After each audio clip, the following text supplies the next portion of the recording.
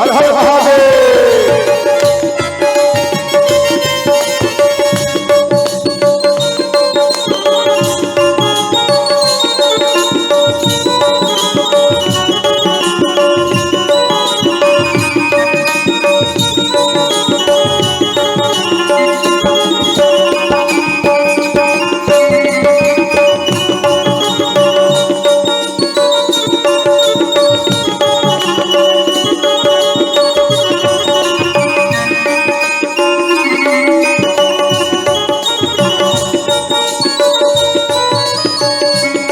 इसलिए बेटा को धूली में लिपटना दो।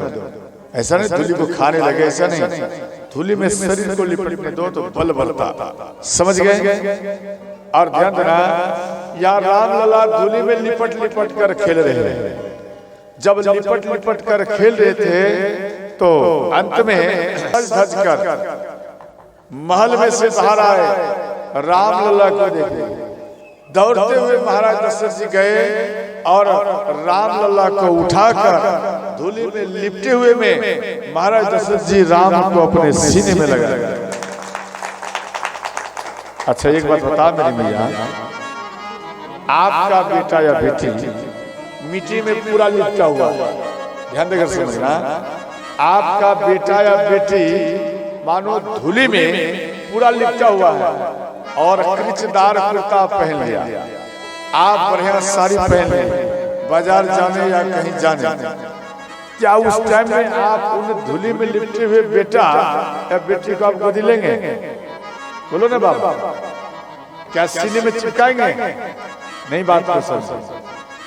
जिससे आपके बेटा या बेटी के शरीर में पूरा धूली लिपटा हुआ है, आप कृचदार कुर्ता पहन लिया, आप बाजार जा रहे हो, क्या उस टाइम में आप अपना बेटा या बेटी को गोदी में लेंगे? हाँ? हमें तो नहीं लग रहा वो भी लेगी कैसे ऐसे, समझे? शरीर में मत सटना, नहीं तो मेरा ये सारी खराब हो जाएगा।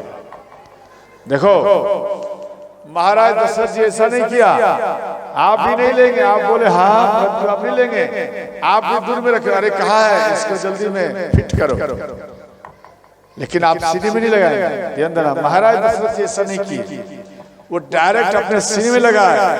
महाराज दशरथ जी को ये मालूम है कि दो स्थान का धूली पवित्र माना गया है। प्रथम पवित्र माना गया गौ माता के चरण का धूली, समझ गए? और दूसरा माना गया है जो आपका बेटा बेटी छोटे में जो मिट्टी में लिपट लिपट कर खेलती है या खेलता है, उनका धूली अगर आपके शरीर में आ जाए तो आप भी सदा सदा के लिए ही पवित्र हो जाते हैं। आपको स्नान करने की आवश्यकता नहीं पड़ता है, समझ गए? इसलिए महाराज दशरथ जी उन बालक को गोदी में देते। तो ध्यान देना, एक सलुकाए और भगवान राम के सामने नाच दिखाए और चले गए। तो यहाँ में ध्यान देना, श्री भगवान राम रोने लगे। जब रोने लगे, देखो तो अब आप गुरु वशिष्ठ को चुप करा रहे हैं, राम को चुप नहीं हो रहा। माँ कौशल्या, माँ सुमित्रा, सब राम लल्ला को चुप करने लगे। तो राम लल्ला चुप नहीं होते थे, वो और जोर से रोने लगे।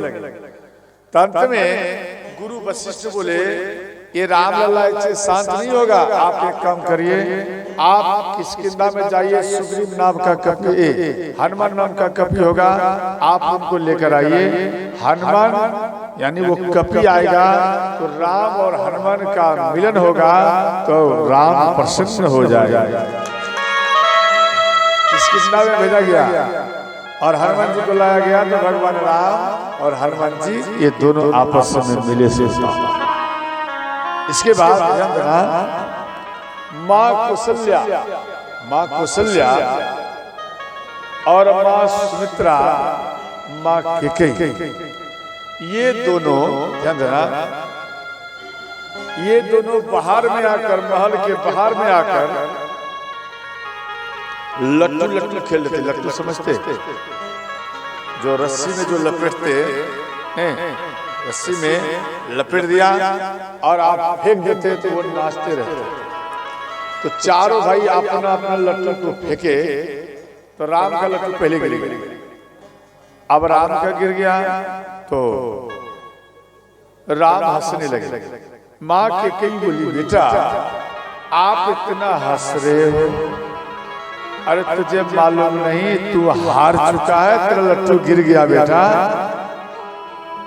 भगवान राम बोले, माँ तुझे मालूम नहीं हम क्यों हंस रहे हैं? बोले क्यों? जरा कान मेरे पास में दे। कान तेरे कान में बोलूंगा। तो माँ के कई कान लगाए और इधर राम माँ के कई कान में बोले कि माँ हम इसलिए हंस रहे हैं कि मेरे भरत भैया जीत रहे हैं, इसीलिए। देखो इनका भाव देखो कितना बचपन से ही श्री भरत जी के प्रति है शुरू। तो वहां में लंकापति रावण आया। लंकापति रावण ध्यान देना, वो लंकापति रावण आकर वो दिमाग लगा रहे हैं कि लट्टू लट्टू खेल रहा है और राम उन जगह में से इधर खेलने के लिए आएगा और हम इसको लेकर भाग जाएंगे और इनको मार देंगे। ये रावण मन में सोच रहे हैं।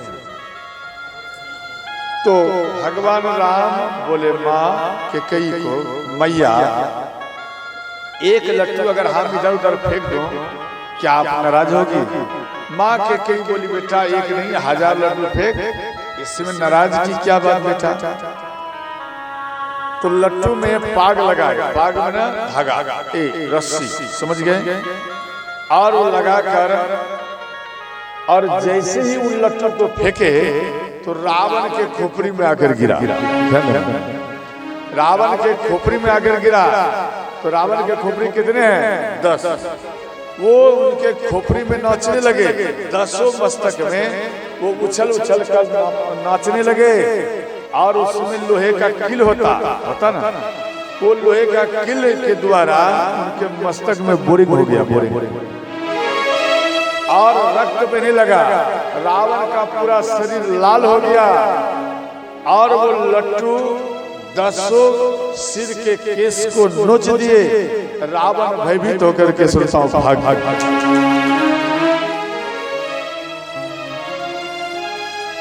एक बार और आए थे रावण मारने के लिए, भगवान राम को मारने के लिए फिर आए। उस टाइम में भगवान राम माँ के कई के द्वारा बाण अभ्यास कर रहे थे। माँ के कई प्रथम गुरु हैं राम का और उनको बाण अभ्यास करा रहे थे। और भगवान राम और माँ के कई मिल गए। माँ के कई को राम बोले, माँ अगर बाण एक इधर उधर फेंक दो तो नाराज नहीं होगी? बोले बेटा जल्दी में फरियाल। माँ के कई समझ गई। तो भगवान राम वो बाण, ध्यान देना, श्री रावण के शरीर में मार दिया। तो रावण वो बाण ही रावण को लेकर लंका में जाकर फटक दिए और रावण का राम नाम सत्य हो गया। रावण मर गए, समझे? रावण मर गए। मात्र 6 वर्ष के उम्र में भगवान राम रावण को मार दिया। जब मार दिए तो हाहाकार मच गया, देवताओं में हाहाकार मच गया। अरे ये पहले मार दिया, अभी तो भगवान राम का लीला शेष रह गया और ये बचपन में ही फाइनल कर दिया। ये बात देव ऋषि नारद को मालूम हुआ। समझ गए? देव ऋषि नारद ये लंका में आया और सुसेन वेद को बोले, सुसेन वेद आप सब क्यों रो रहे हैं? बोले यहाँ के राजा का मृत्यु हो गया, राम इसको मार दिया। बोले नहीं, ये रावण अभी भी जीवित हो जाएगा। बोले कैसे? बोले इसके नाभि में आप अमृत कुंड का वास करिए। जब आप अमृत कुंड का वास करेंगे तो ये रावण सोते ही फिर पुनः जीवित हो जाएगा। देव ऋषि नारद के कहे हुए अनुसार से नाभि में अमृत कुंड का वास किया, सिंहवेद वास किया तो रावण जीवित हो गया। देखो ऐसे तो भगवान कई लीला किए। एक बार भगवान श्री कृष्ण माँ यशोदा को बोले, मैया आप हमें ये बता, आप हमसे प्रेम कितना करती हैं? बोले। माँ यशोदा बोली, बेटा इन संसार में वैसा कोई वस्तु ही नहीं जो आपसे ज्यादा मैं प्रेम करती होगी। बोले सच में? बोले हाँ। तो उधर से एक दासी आई और माँ यशोदा को बोली कि मैया आप यहाँ लल्ला को खिला रही है, अरे आप चूल्हे पर दूध चढ़ा के आई है और वो दूध उबल उबल कर जमीन में गिर रहा है और आप यहाँ लल्ला को खिला रही है। माँ यशोदा सुनते ही कृष्ण भगवान को जमीन में पटक दिया और दौड़ते हुए अपने दूध को जाकर बचाई।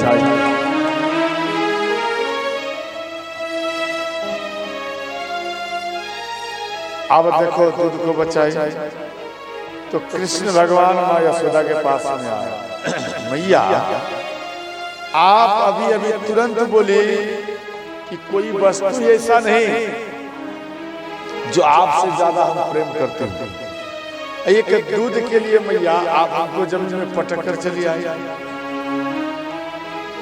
माँ यशोदा बोली, बेटा ये आपको मालूम नहीं, जो माता दूध को चूल्हे पे चढ़ाई और वो दूध उबल कर अगर जमीन में गिर जाते, सावधान ध्यान से समझना, ये प्रत्येक घर की कथा है। जो माता दूध को चूल्हे पे चढ़ाई, समझ गया, अब वो माता इधर उधर समय को बिताई, वो दूध अगर जमीन में उबल कर गिर गया तो माँ यशोदा बोली, बेटा उन माता का जो बेटा है उन बेटा का आयु कम हो जाता है। समझ गए? नहीं समझे? बेटा का आयु कम हो जाता, इसलिए बेटा तेरा आयु कम ना हो इसलिए तुझे पटक कर हम दौड़ते हुए गए और दूध को हम बचाए। आजकल की बच्चियां जो विवाह करके जाती हैं, ध्यान देना, विवाह करके गई और वहां रहना लगी, समझ गया, एक बालक हुआ, दो बालक हुआ, लेकिन अभी वो चला है फेसबुक नहीं। अब दूध इधर चढ़ा दिया, मानो वो आपकी बेटी, मान लो वो आपकी बेटी दूध को चढ़ा दी, अगर कहीं फेसबुक के चक्कर में पड़ गया, जब तक नेट ना समाप्त हो जाए तब तक फेसबुक चलता रहेगा। इधर दूध बन गया खुआ, खुआ से बन गया क्या बोलते माखन, क्या बोलते उसको घी, घी से बन गया पाउडर, पाउडर जब बन गया इधर नेट खत्म हो गया, तब याद आया अरे दूध तो हम चूल्हे पे चढ़ा के आए हैं। अब यहाँ आ गया घर में, रसोई घर में, समझे, पकवान घर में आकर यहाँ देखती है दूध तो पाउडर बन गया। अब क्या बताऊंगा, बोल दूंगी दूध तो फट गया, फेंक दिया, समझे, कुछ ना बहाना करते। इसलिए ऐसा करना नहीं चाहिए। आपका मानो आपने दूध चढ़ाई और चढ़ाने के बाद दूध उबल कर जमीन में गिर गया तो आपका बेटा का आयु घट जाएगा, इसलिए बेटा का आयु घटने से बचा लो माता। समझ गए? ध्यान देना। इसके बाद श्री भगवान राम पतंग उड़ाए। पतंग समझते, जिसको कहते हैं गुड्डी, तो पतंग जब उड़ाए तो वो पतंग इंद्रलोक चला गया और इंद्र के पुत्र बधो देवांगना, दो कल का यहाँ शब्द आया है, उनके पुत्रों का नाम देवांगना, वो पतंग को पकड़ ले। भगवान राम बोले हनुमान जी जरा देखो ये पतंग क्यों नहीं खुल रहा, ये कहाँ अटक गया, जरा देखो। हनुमान जी गए और वहां में देवांगना से भेंट किए कि आप पतंग छोड़ो। तो देवांगना बोली हम पतंग को नहीं छोड़ सकते। बोले क्यों? इसलिए इतना सुंदर ये पतंग है तो ये पतंग को उड़ाने वाला कितना सुंदर होगा, इसलिए हम उनका पहले दर्शन करेंगे। तो हनुमान जी भगवान राम के पास में आए, भगवान राम बताए और देवांगना के पास में हनुमान जी गए और कहने लगे देखो भगवान राम का आप दर्शन करना चाहते हैं, क्यों? वो दर्शन के लायक हो गई। बोले आप जब भगवान राम चित्रकूट जाएंगे तो आप चित्रकूट में आना और वहां में ही भगवान राम का दर्शन हो जाएगा। इसके बाद ध्यान देना, अंत में पतंग को छोड़ दिया। ऐसे तो कई लीला किए। इसके बाद भगवान राम का जनेऊ हुए और गुरुकुल में भेजा गया ज्ञान पाठ के लिए। तो कम उम्र में ही ज्ञान को ग्रहण किए, समझ गए? कम उम्र में ही ज्ञान को ग्रहण किए भगवान राम और अपने घर में आए। गुरु जब ज्ञान देते हैं तो माँ पिता किस प्रकार आप सेवा करेंगे वो भी बताते हैं। अब दिनचर्या में प्रवेश करेंगे, समझ गए? प्रातः काल उठी के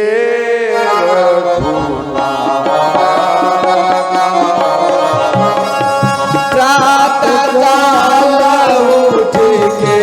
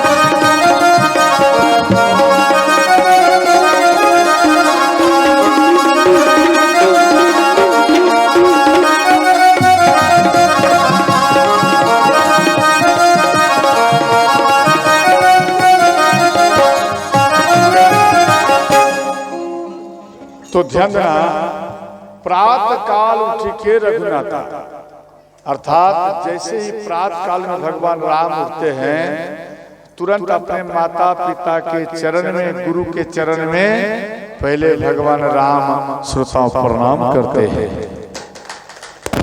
देखो प्रातः काल करते हैं, जैसे आप सुबह में उठते ना, तो सर्वप्रथम आप अपने बेड पर हैं तो राम राम करते हुए जगिए, और सोएंगे जब संध्या काल में जब आप सोते तो राम राम करते हुए सोइए, और जब जगिए तो राम राम करते हुए ही जगना करिए। और मानो कोई शिव का भक्त है तो शिव जी का याद करो, ऐसा नहीं राम का करो, ऐसा नहीं। कोई कबीर साहब का है उसी का याद करो, कोई मिही बाबा का है तो आप मिही बाबा का याद करो, या कोई निरंकारी का है तो आप निरंकारी का याद करिए। समझे?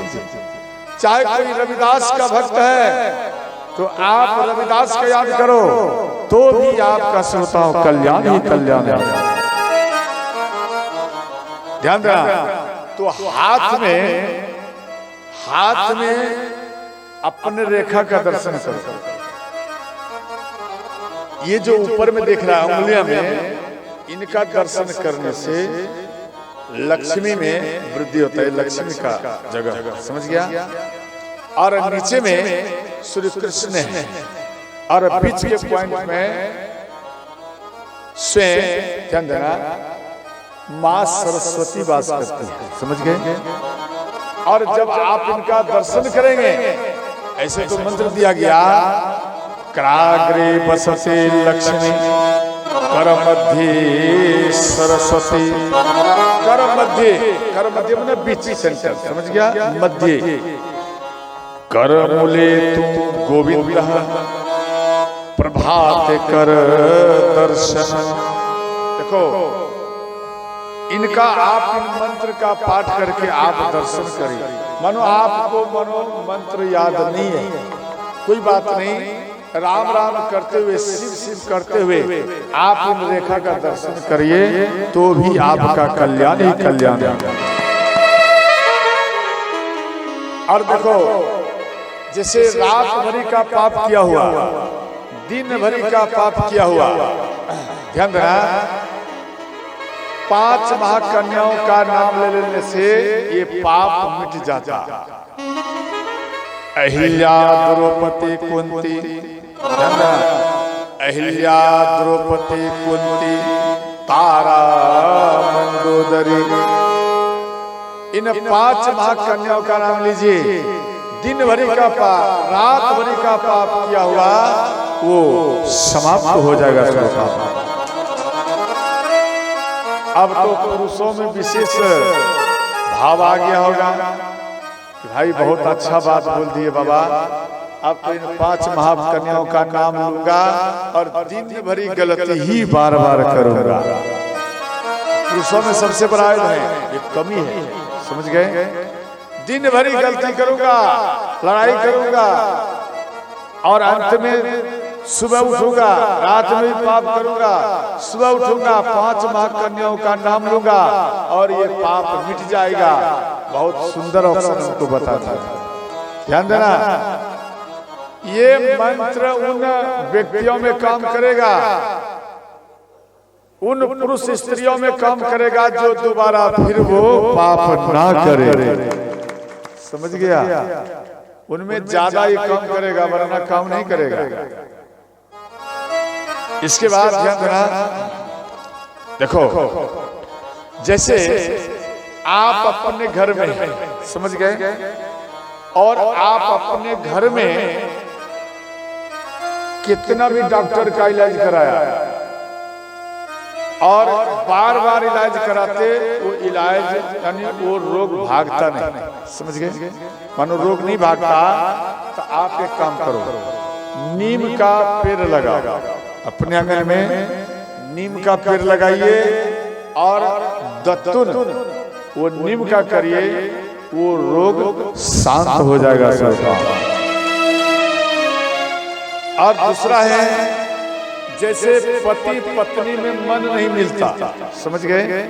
कई व्यक्ति ऐसे जो आपस में लड़ जाते, मानो पति पत्नी में मन नहीं मिलता, आप बरगद का पेड़ लगाओ, या जगह नहीं है, महल है, अटारी है, हम बरगद का पेड़ नहीं लगा सकते, एक काम करो, एक सप्ताह में, मानो प्रत्येक सप्ताह में 5 बरगद का समझे, बोर का गाछ जो बोलते उनको कहता है बरगद, उनका पत्ता तोड़कर आप घर के ठीक सामने में रखो। आप अपने घर में से, अपने रूम में से, अपने बेड में से उतरकर जैसे ही आप बाहर में जाएंगे तो वो बेर यानी बरगद का पत्ता में दर्शन हो जाए तो आप दोनों का जो क्रोध है वो सदा सदा के लिए ही शांत हो जाएगा। इसके बाद ध्यान देना, जैसे मानो किसी को संतान नहीं होता या संतान होता है तो मर जाता। ध्यान देकर समझना, आप ध्यान देकर समझेंगे तो फिर आपको हमारे पास में पूछने की आवश्यकता नहीं पड़ेगा। समझ गए? जैसे मानो किसी को संतान होता है और मर जाता है, या संतान होता ही नहीं। समझ गए? तो आप एक काम करिए, आप घर के आगे में अनार लगाइए, अनार का पेड़। समझ गए? और दूसरा बात, कहीं भी राम कथा हो, शिव कथा हो, सत्यनारायण भगवान की कथा हो, बृहस्पति कथा हो, उन पूजन में जो कथा शब्द आ जाए, आप एक अनार ले आओ। समझ गए? अनार एक फल आप ले आइए और अपने आंचल में अनार को रखिए। उन कथा में पहले बैठो, बिफोर आप बैठ जाइए आंचल में लेकर, और बैठ करके शुरू से लेकर अंतिम तक में आप कथा को सुनिए। इसके बाद आप प्रसाद लेकर ग्रहण करिए और घर चले जाइए।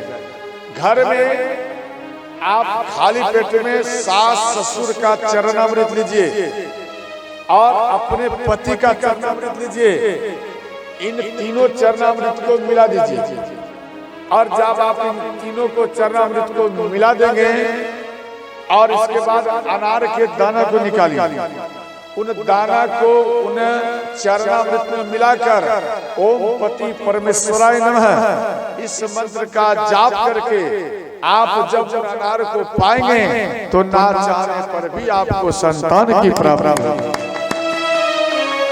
ये स्कंद पुराण में व्यास जी लिखे हैं। समझ गए? ऐसा नहीं बाबा अपने मन से बोल दिया, ऐसी बात नहीं। और दूसरा बात ध्यान देना, जैसे मानो किसी को बेटी ही बेटी है, समझे?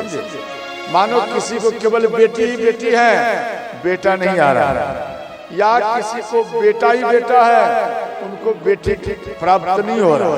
ध्यान दें, तो जब आप 1 माह से 2 माह, 2 से 3 माह के बीच में, ध्यान देना, जब आप गर्भाधारण करें तो उनमें आप अल्ट्रासाउंड के पास में जाइए।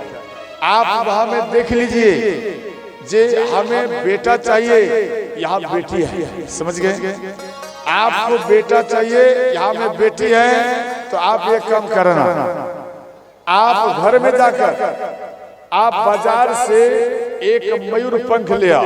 ध्यान देना, और मयूर पंख को आप जला दीजिए। समझ गए?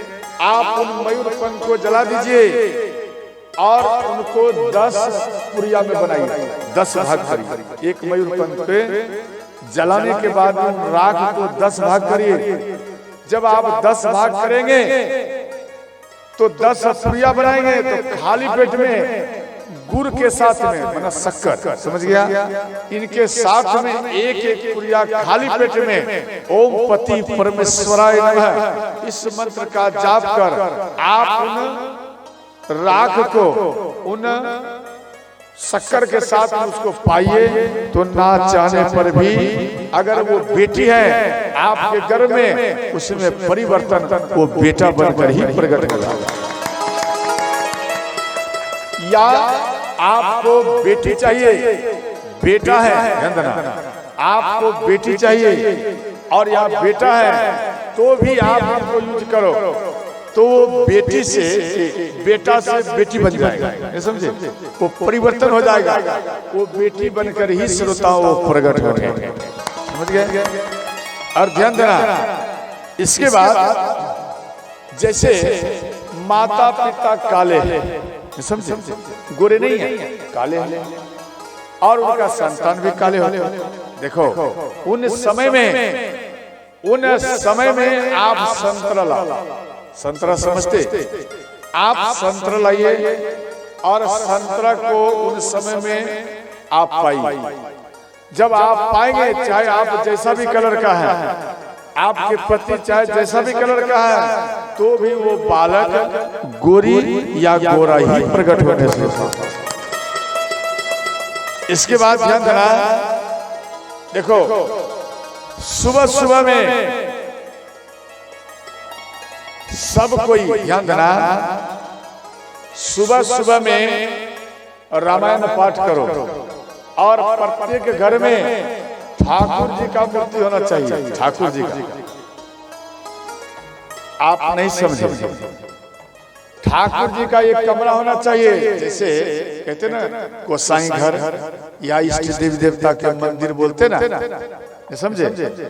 तो वो प्रत्येक घर में एक मंदिर होना चाहिए। आप बोलेंगे बाबा हम एक कमरा नहीं दे सकते, एक काम करो, जगह का स्कार्सिटी है, आप जिन घर में रह रहे हैं उन घर में ही आप एक अलमारी बना, उन अलमारी में ठाकुर जी को स्थापना कर दीजिए, आप पूजा करिए। मानो आप कहेंगे नहीं नहीं बाबा हम एक अलमारी नहीं दे सकते, एक काम करो 4-5 खटाल है, उनमें एक खटाल भगवान के लिए दे दो, पूजा करो।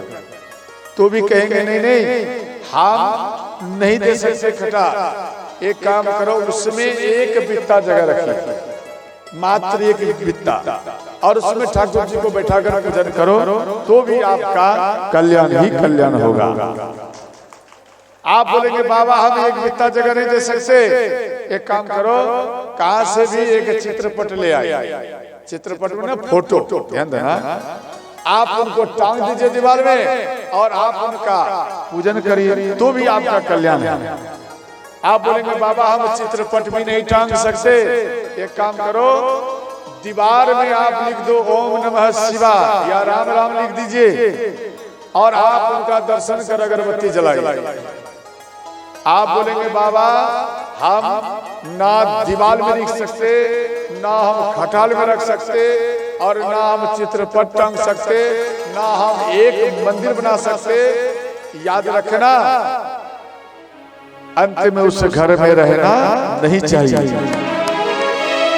यानी ऐसे घर में मत रहना चाहिए जहां में राम नाम ना हो, शिव का नाम नहीं हो, अपने इष्ट देव देवता का स्थान नहीं हो, उस घर में रहना नहीं चाहिए, घर को छोड़ देना चाहिए।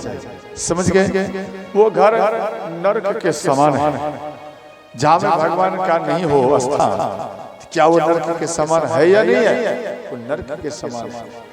इसलिए और इसके बाद ध्यान देना, तो सुबह सुबह में जब आप पूजा करें अपने मंदिर में, जब पूजा करें तो कई माताएं कई पुरुष, मानो कोई काम नहीं बन पाया, बिगड़ गया, वो आप क्या करते हैं, मंदिर में जाकर माथा टेकते, बाबा मेरा ये काम नहीं हुआ, वो काम नहीं हुआ, ये नहीं हुआ, वो नहीं हुआ, आपका काम नहीं हो पा रहा। कई व्यक्तियों के अंदर में ऐसा होता नहीं, बाबा मेरा ये काम नहीं होता, मेरा वो काम नहीं होता, माथा टेकते रहते, तो अंत में आप दिमाग लगाते नहीं नहीं चलो दोनों धाम, वहां का सुनवाई ज्यादा है, चलो बाबा धाम वहां का पावर ज्यादा है, जाने के बाद काम करेगा, अरे नहीं नहीं चलो वृंदावन वहां जाएंगे तो ज्यादा पावर करेगा काम, नहीं नहीं अयोध्या चल, ऐसा सोचते ना। परंतु घर में जो धाम है आप इनका कोई मायने नहीं रखते। देखो आप अपने घर में रहिए, आपको वृंदावन अयोध्या जाने की जरूरत नहीं है, आप घर में रहिए। आपके जो पूर्वज है, ध्यान देना, आपके जो पूर्वज है वो पूर्वज वहां में प्राण प्रतिष्ठा किया इष्ट देव देवता का, और वो निर्मल थे इष्ट देव देवता, और वहां में इतना मांग किया, आपका पूर्वज इतना मांग किया कि सब पाप उनके ऊपर में, इष्ट देव देवता के ऊपर में वो पहाड़ के समान रखा हुआ है। अब बताओ, मानो वैकुंठ से एक बूढ़ी माता या भगवान आकर बैठे गया, आप उनके ऊपर इतना पाप दे दिया, उनका हालत खराब, और फिर बोल रहे हो मेरा ये कष्ट को हरण करो, कहां से करेंगे बोलो? अब मानो कोई मर गया, मानो कोई मर गया तो आप क्या करते? मंदिर में पूजा करते? बोल रहा है या नहीं? ए बोल माता, पूजा करते क्या? पूजा नहीं करते। क्यों? इसलिए कि भाई छुचुक हो गया, हम पूजा नहीं करेंगे, ठीक ठीक, बहुत सुंदर बात। आप पूजा मत करिए, मंदिर को आप पैक कर देते हैं। 14 दिन होगा, 12 दिन के बाद, है ना, कोई 10 दिन में, कोई 12 दिन में, मानो पवित्र होने के बाद उस मंदिर को छू करके उन दरवाजे को खोलता। देखो, आप जो मंदिर में 14 दिन तक, 12 दिन तक आप छोड़ दिया, उसमें मानो एक वृद्ध माता बैठी है, आपका इष्ट देवता बैठी है, तो उनको भी तो भूख लगता होगा, तो उनका क्या होता होगा, बोलो, क्या उसके अंदर में पावर आएगा? आपको 14 दिन तक एक कमरे में बंद कर दिया जाए, सांझ बत्ती अगरबत्ती इत्यादि ना जलाया जाए, आप क्या करोगे, बोलो? आपका बल बढ़ेगा? बोलो ना, हाँ या नहीं? बल जब नहीं बढ़ेगा, ध्यान देना। अच्छा, एक बार बता, क्या हो गया जो नहीं आपने सांझ दिया? छुच्छुक आ गया, बहुत अच्छा, छुच्छुक में उदास रहना चाहिए, बहुत बढ़िया। आपके मानो पिता चला गया, मानो माँ चली गई, और वो अभी घर में है, उनका शरीर घर में पड़ा हुआ है, आप रो रहे हैं। रोते रोते जब आप शांत हो जाते, आपको कोई पड़ोसी ले गया कि बाबा भोजन कर लो, क्या करते हो आप, बोलो? भोजन करते या नहीं करते? क्यों करते? छुच्छू क्या छोड़ दो ना, 10 दिन भूखे रह देखो जरा, कैसा लगता है? रहोगे? नहीं रहोगे। आप एक दिन नहीं रह सकते, और वहां जगत जननी जगदम्बा माता वो 9 दिन तक नहीं, 12 दिन तक ऐसे भूखे प्यासे पड़ी रहती है। ध्यान देकर सुना। आप मानो आपके अंदर में भाव है कि हम भोग नहीं लगा सकते, पूजा नहीं कर सकते, अगरबत्ती नहीं दिखा सकते, आप किसी ब्राह्मण देवता को ले आओ, आप उससे पाठ कराओ, उससे अगरबत्ती दिखाओ, भोग लगाओ। या कोई ब्राह्मण देवता नहीं ला सकते, रुपया लग जाएगा, अरे छोड़ो, तो आपके गांव में कोई ऐसे व्यक्ति उनको ले आ और उससे पूजा करा। छोड़ो, गांव में नहीं है तो आपके घर में कोई कन्या है, आप उन कन्या, छोटी कन्या से आप पूजा करा, तो भी भगवान प्रसन्न ही प्रसन्न रहेगा। समझ गए? इनमें ध्यान रखना करो। और दूसरी बात, आप जब पूजन करें, जैसे पाप का पहाड़ हो गया, आपका कष्ट का पहाड़ हो गया इस देवता के ऊपर, तो आपका कर्तव्य है उनका कष्ट का हरण करना। आपका जब वो कष्ट हरण करते, तो आपका भी तो कर्तव्य है, भगवान का भी कष्ट हरण करो।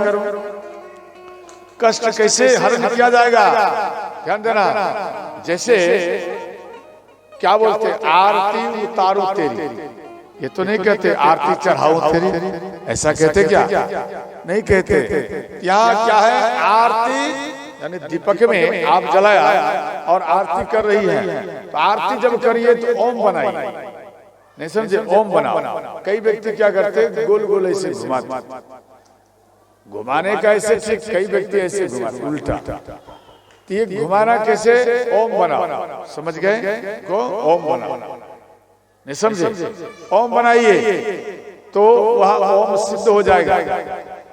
और जब आप ओम बनाएंगे और आप आरती करेंगे, तो आरती उतारो तेरी, अर्थात हे इष्ट देव देवता, हे प्रभु, हे भगवान, आपके जो कष्ट हैं इन दीपक के द्वारा हम उतार रही हूँ, और आपका कष्ट उतर जाएंगे। और उन दीपक को आप कहते कि दीपक, दीपक एक देवी है, समझ गए?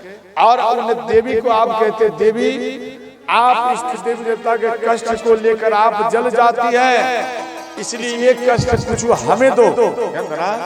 आप 1 रुपया, 2 रुपया, 5 रुपया आप द्रव्य देकर आप उनमें फिर वो कष्ट को आप लेते, और जब आपके पास में कष्ट आया, जब आप राम राम जाप करेंगे, शिव शिव जाप करेंगे, तो आपके शरीर में जो कष्ट आया वो खेल खेल में ही समाप्त हो जाएगा। समझ गए?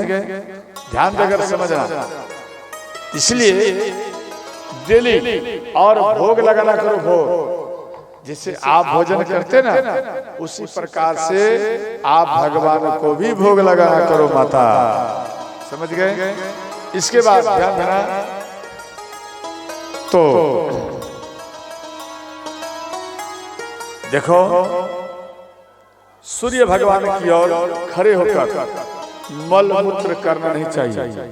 जो मल मूत्र करता है उनको रोग होता है, और जो पूजा पाठ इत्यादि हवन मंत्र जाप ध्यान आप अगर करती है या करते हैं तो आपका रोग समाप्त ही हो जाता है श्रोता।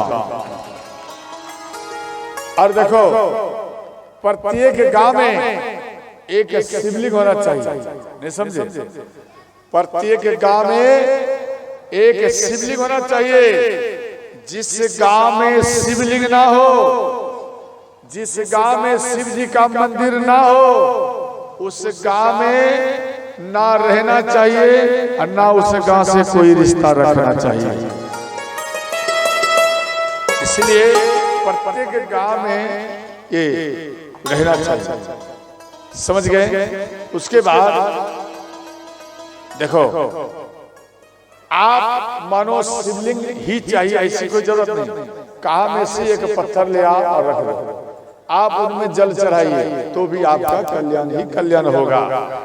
इसके बाद आप जैसे टूटी के पास में नहा रहे हैं, आप जल को अपने शरीर को ही शिवलिंग मानिए। अब हर हर महादेव का प्रथम लोटा आप डालिए तो भी भगवान शिव का ही पूजा माना जाएगा। मानो आप वो नहीं कर सकते तो एक काम करिए, आप अंगूठा को इस प्रकार करिए और लोटा में जल लीजिए, सूर्य भगवान को साक्षी मान इनको शिवलिंग समझिए, आप इनमें जल को चढ़ाइए तो भी आपका कल्याण ही कल्याण होगा। तो ध्यान देना, ये दिनचर्या की बात है। इसके बाद सब कोई हाथ जोड़ लीजिए, मेरे साथ साथ में पाठ करिए। ओम नमो भगवते रुद्राय।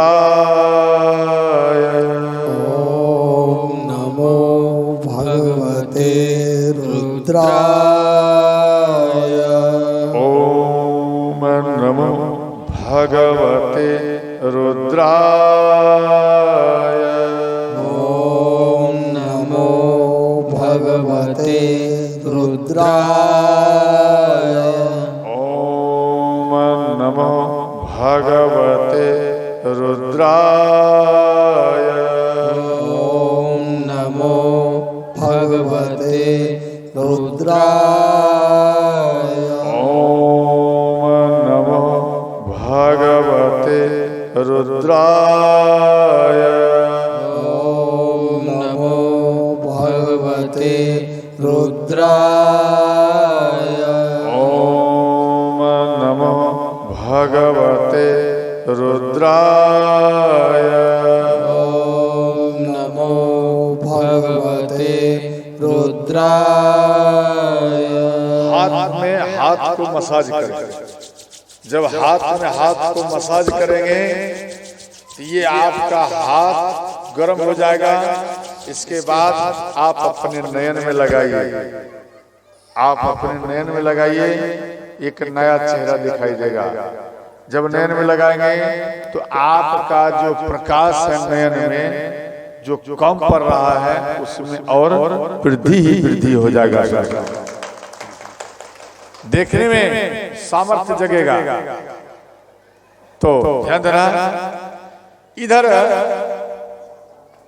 गुरु विश्वामित्र ये यज्ञ करते थे, और जब जब यज्ञ करे तो दैत्य लोग आकर इनके यज्ञ को विघ्न डाल दे। जब विघ्न डाल दे, गुरु विश्वामित्र ने विचार किया, भगवान श्री राम जब प्रागट्य हो गया है तो क्या ना भगवान को ले आओ। तो भगवान को लाने के लिए अयोध्या में आए और गुरु वशिष्ठ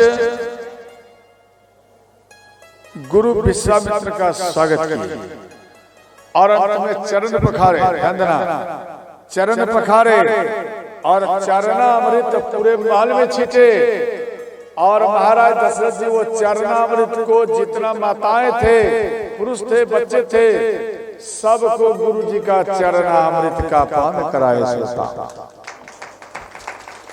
समझ गए?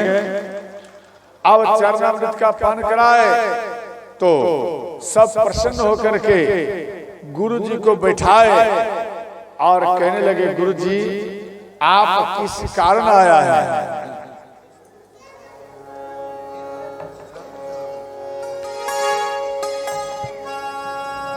के ही कारण आगमन तुम्हारा, कई कारण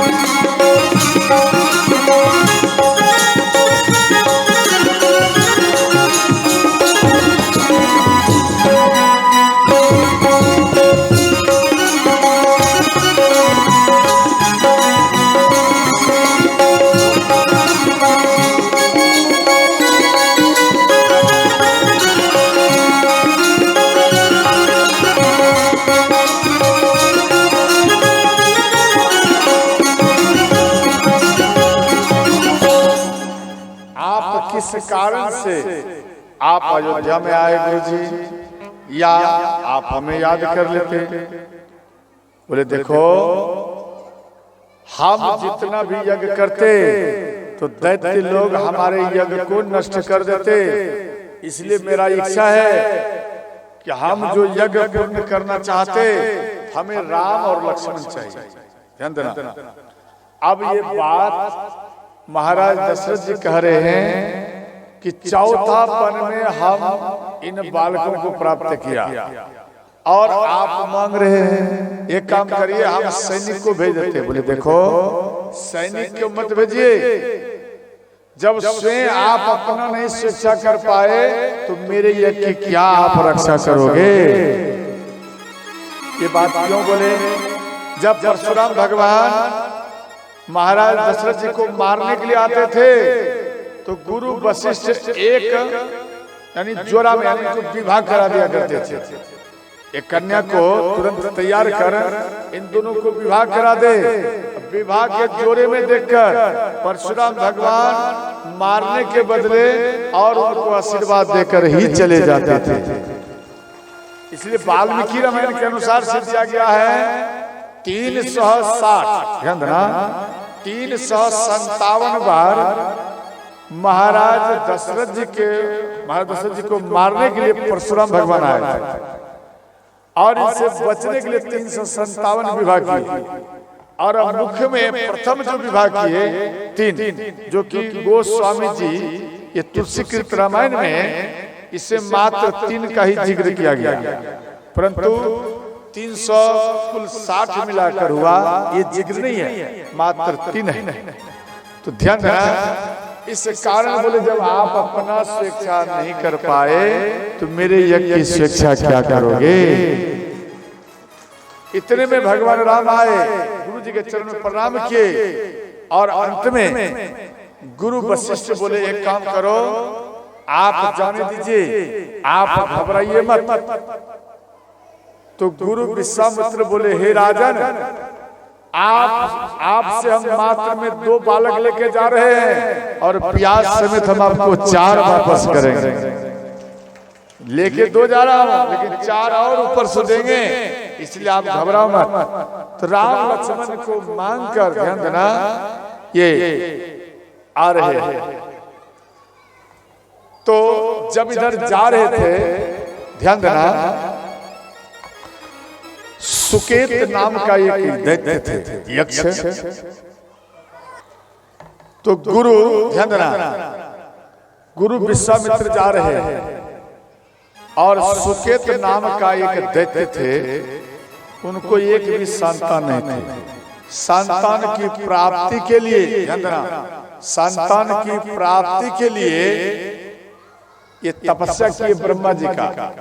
ब्रह्मा जी इनके तपस्या को देखकर वो खुश हो गए और प्रकट हुए। बोले ब्रह्मा, बोले प्रभु, हमें एक भी संतान नहीं, आप हमें एक संतान दीजिए। तो ब्रह्मा जी एक कन्या दिए, 1000 हाथी का बल भी उनको दिए। समझ गए? बहुत सुंदरी कन्या थी। तो जंब के पुत्र शुद्ध के साथ इन कन्या का विवाह कराया। उन कन्या का नाम था तारका। समझ गए? इनका विवाह कराया। तो शुद्ध और तारका, इन दोनों के मिश्रण से 2 बालक प्रकट हुए। एक बालक का नाम हुआ मारीच और दूसरा का नाम हुआ सुबाहु। समझ गए? और इधर शुद्ध जो है, ध्यान देना, ये शुद्ध अगस्त मुनि के आश्रम में आकर इनके यज्ञ को नष्ट करने का प्रयत्न किया। तो अगस्त मुनि हाथ में जल लेकर और श्राप देकर इनको जलाकर भस्म कर दिया। अपने पति का मृत्यु की बात सुनकर तारका दोनों बेटा को लेकर अगस्त मुनि के आश्रम में आई और अगस्त मुनि को खाने के लिए दौड़ी। ध्यान देना, जब खाने के लिए दौड़ी तो अगस्त मुनि हाथ में जल लिए और श्राप दिए, जा तू राक्षसी की तरह कर रही है, राक्षसी प्रवृत्ति के है, जा तू राक्षसी ही बन जा। इनको श्राप दे दिए। पहले बहुत सुंदरी थी, अब ध्यान करिए राक्षसी हो गई। अंत में तारका सोची, अगर हम कुछ देर रहेंगे, मेरा 2 बेटा है, कहीं अगर कुछ गड़बड़ होगा तो मेरे बेटा को भी जलाकर भस्म कर देंगे।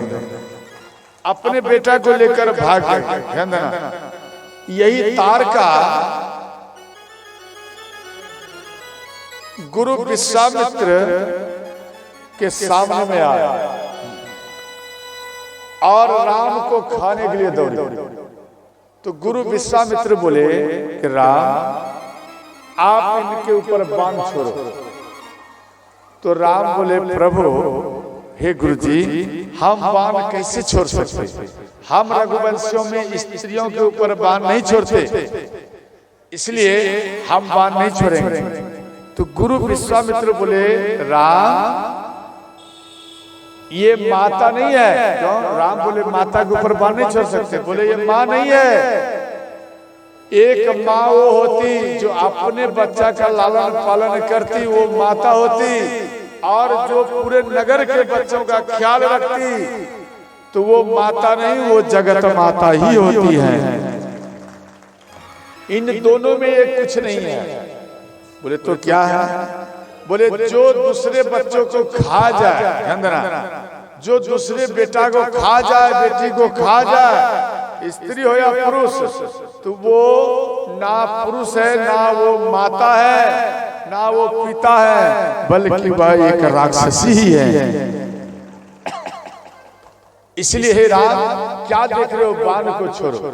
भगवान राम बाण प्रारंभ किए। ध्यान देना, हाथ को ऐसे मत रखो, हाथ को ठीक जोड़ कर रखिए, नहीं तो कथा भूल जाएंगे। समझ गए? आप आया है इतना मेहनत कर, घर द्वार छोड़कर आप कथा सुनने के लिए आया, और ये कथा आप लेकर घर नहीं जाएंगे, यहाँ पर ही छूट जाएगा, फिर आपको आने से यहाँ में क्या लाभ मिलेगा। समझ गया? इसलिए कथा सुना करो। तो यहाँ तारका के ऊपर बाण का प्रहार किया। अब तारका भी उत्तर दिए, दोनों में भयंकर युद्ध हुआ। तो तारका मन में सोची अब हमारा मृत्यु हो जाएगा, अब हम जीवित नहीं रहेंगे, इससे अच्छा है कि धूलि प्रकट करो। तो वहां में तारका धूलि प्रकट के, धूलि ने समझे ये धूलि मिट्टी का उड़ाए, इतना भयंकर धूलि हो गया कि रास्ते में कौन खड़ा है, सामने कौन खड़ा है, ये भी श्रोताओं दिखाई नहीं पड़े। तो भगवान राम क्या किए? धनुष पर बाण को चढ़ाए, धनुष पर बाण को चढ़ाए, और बाण चढ़ाकर ध्यान देना, वो कौन सा बाण? शब्द भेदी बाण। ये वाल्मीकि रामायण में दिया गया है, शब्द भेदी बाण चढ़ाए, दिखाई नहीं पड़ रहा है, ये भी बात दिया गया है, धूलि की बात वाल्मीकि रामायण में। आपके तुलसीकृत रामायण में ये बात नहीं दिया गया। अब धूलि उड़ाए, भगवान राम शब्द भेदी बाण छोड़े, और मां तारका के ही सीने में लगे, धाम से गिर गए। अब तारका गिर गई। हे राम दर्शन दो राम। ये तारका बोल रही है कि आप हमें दर्शन दो राम, आप हमें दर्शन दो। भगवान राम दौड़ते हुए आए, और भगवान राम को कह रहे हैं, प्रभु मुझे दास बना कर रख लेना, भगवान तुम अपने चरण। मुझे दास बना कर रख लेना, भगवान तुम अपने चरण। भगवान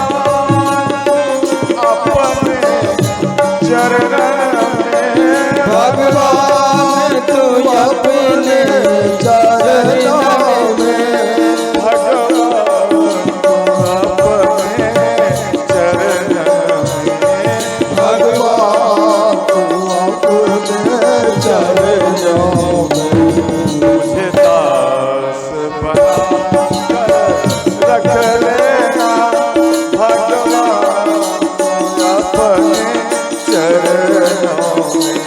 मुझे दास बना कर रख लेना। हर हर महादेव।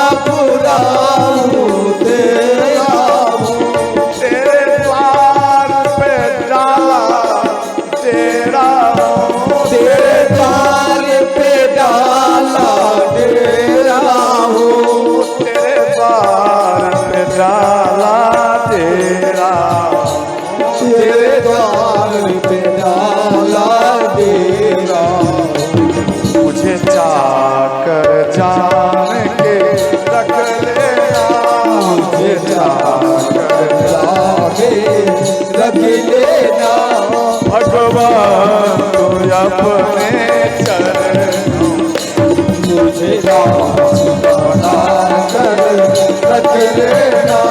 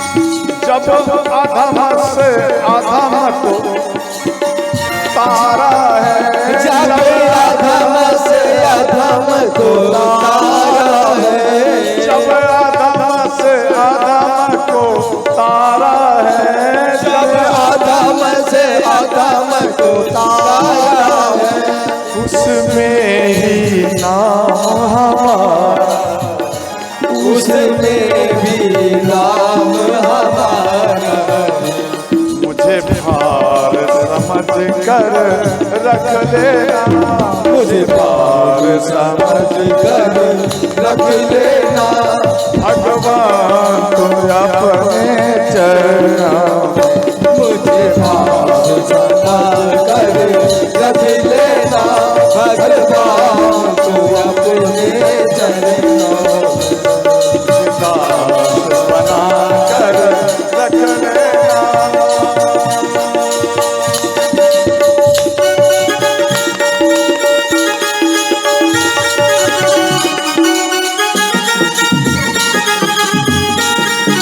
जय श्री राम।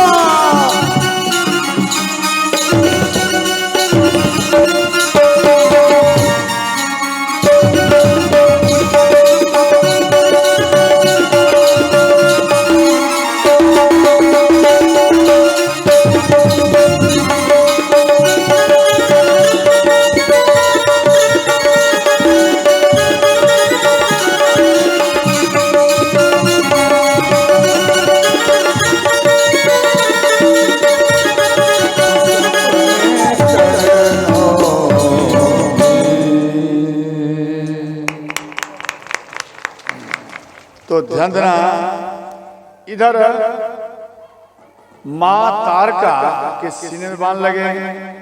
तो भगवान राम से निवेदन किए कि प्रभु सुना है कि जो आपके चरण में अंतिम चरण में जिनका अंतिम समय आ जाता, जो आपको याद करते हैं और आपसे जो जो व्यक्ति जो कुछ मांगते हैं, आप उनकी इच्छा के पूर्ण कर देते हैं प्रभु।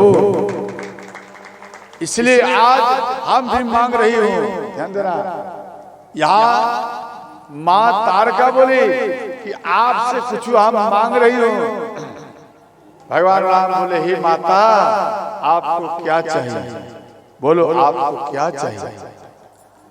तो मां तारका बोली, हे नाथ, हम कई प्रयत्न किया जे अयोध्या का मैं शासन करूं 14 वर्ष के लिए, परंतु आपके पिता कहीं हमको मार्ग नहीं दिया, ना कहीं जगह दिया, और आपके पिता के रहते हम ये शासन नहीं कर पाए, इसलिए मेरा इच्छा को पूर्ण किया जाए। तो भगवान राम बोले, पहले वचन देना पड़ेगा। बोले क्या वचन? बोले आप 14 वर्ष तक जो आप शासन करेंगे अयोध्या में, तो अयोध्या में किसी का मृत्यु नहीं होना चाहिए, पहले वचन दो। तो माँ तारका बोली, हे नाथ मेरे तरफ से एक वचन और ले लीजिए, ये तो मेरा वचन है किसी का मृत्यु नहीं होगा, लेकिन हम भी वचन देते हैं अगर किसी का मृत्यु नहीं होगा तो किसी का 14 वर्ष के अंदर में जन्म भी नहीं होगा। ये बात भगवान राम को बोले, समझ गए? और अंत में राम राम करते दिव्य तारका प्राण को छोड़ दिया, समझ गए? भगवान विराट स्वरूप विश्वकर्मा भगवान को श्री भगवान राम याद किए और विश्वकर्मा भगवान आए और भगवान राम बोले, प्रभु आप माता तारका के शरीर के हड्डी में से आप 2 चरण पादुका बनाइए, समझ गए? आप चरण पादुका बनाइए और जब हम चित्रकूट में जाएंगे ये चरण पादुका आप हमको देना। देखो ये प्रथम कल्प की कथा है श्रोता, समझ गए? तो प्रथम कल्प में जब भगवान राम चित्रकूट में आए तो विश्वकर्मा भगवान वो चरण पादुका तारका के शरीर के हड्डी से बने हुए वो चरण पादुका भगवान राम को अर्पण किए। श्रोता जब उनको समर्पण किए तो भगवान राम अपने पास में लिए और भरत जी आए, वो चरण पादुका मांगकर नंदीग्राम में गए, समझ गए। और यहाँ ध्यान देना, और दूसरे कल्प की कथा, इधर जितना कल्प हुआ, जब भगवान राम बन जाते थे तो माँ के कई चरण पादुका जो भरत जी कपड़े में लपेट कर पूजा क्या करते थे, रखते थे, वह चरण पादुका माँ के कई उठाकर राम को देती थी, और बेटा इन चरण पादुका को आप ले जाइए और वन में आप राज्य करिए, ये मेरा आशीर्वाद। और फिर भरत जी वो चरण पादुका को ले आया। क्यों?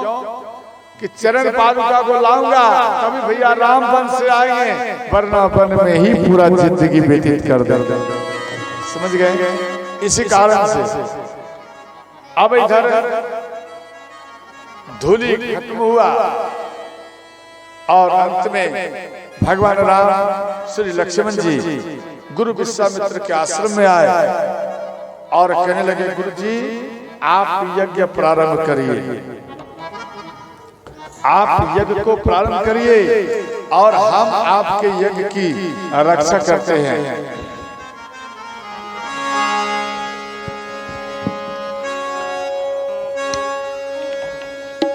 प्रात कहा मुनि सन रघुराए, प्रात कहा मुनि सन रघुराए, प्रात कहा मुनि सन रघुराए, प्रात कहा मुनि सन रघुराए, निर्भय क्या करहु तुम चाहे, निर्भय जता रहु तुम जाए,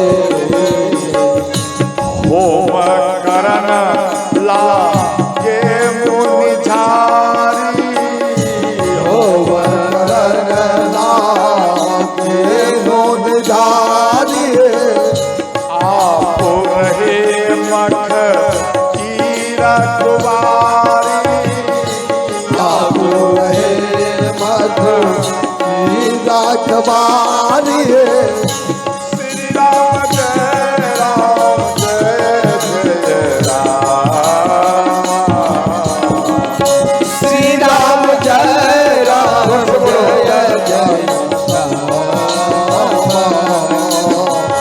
श्री राम जय राम जय जय राम, श्री राम जय राम जय जय